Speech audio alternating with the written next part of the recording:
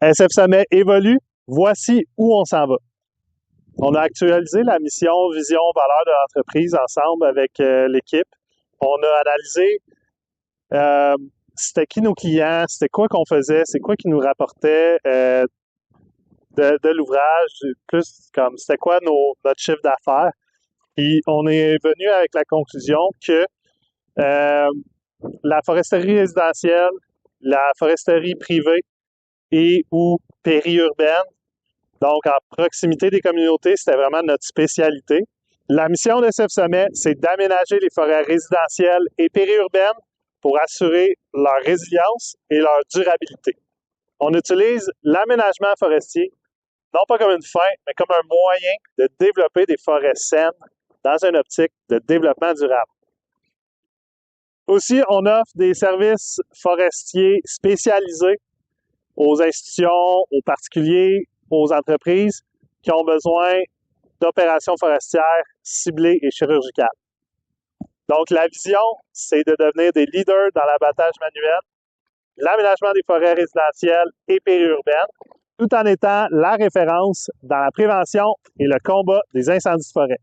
Nos valeurs, efficacité, productivité. Pourquoi on a choisi ces valeurs-là? C'est que cette valeur-là, précisément, là, efficacité et productivité, c'est qu'on est équipé, puis on est aussi très expérimenté avec la logistique des opérations forestières. Fait que, tu sais, par exemple, on va prendre on a un développement à faire, on a la forêt à assainir, par exemple, sur un futur projet de développement. Ben, on va arriver équipé avec les moyens de la foresterie traditionnelle, mais avec une vision actuelle. La foresterie traditionnelle, ça peut être un excellent outil pour actualiser la foresterie de demain. Ouf, gros principe, ça. Non, mais en fait c'est que la foresterie traditionnelle, les techniques d'aménagement forestier, la coupe forestière, c'est tout au service, ça peut tout être au service des particuliers, des entreprises, des promoteurs, des municipalités, etc., pour faire des travaux forestiers en toute efficacité et productivité. Dans le fond, l'efficacité, tu sais, on coupe un arbre, on déboise un carré de maison, ben ces arbres-là, on est capable de les valoriser. L'industrie forestière a déjà comme toute une chaîne de valeur organisée. Donc, nous, c'est ça, tout ce qu'on fait, c'est qu'on prend nos arbres, on les valorise dans ce circuit-là.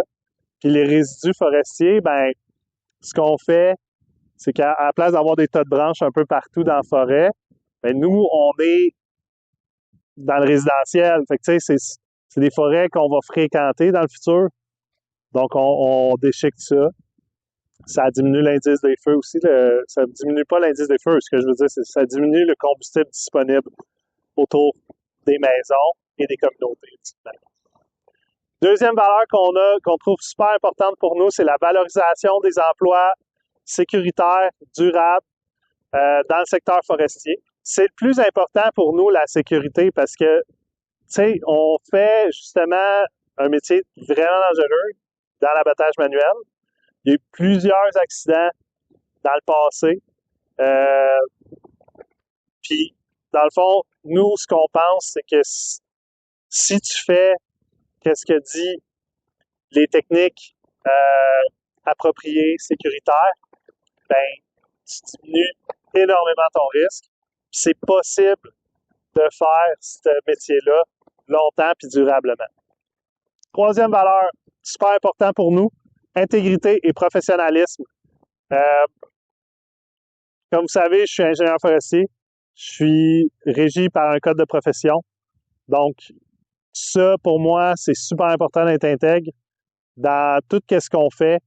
Et finalement, respect de l'environnement, c'est quand même ça qui nous fait travailler. S'il n'y a pas de forêt, on ne travaille pas. Ce que je viens de dire vous parle et que vous avez une forêt dans le coin des Laurentides, n'hésitez pas à nous contacter avec le lien en commentaire ou dans ma bio.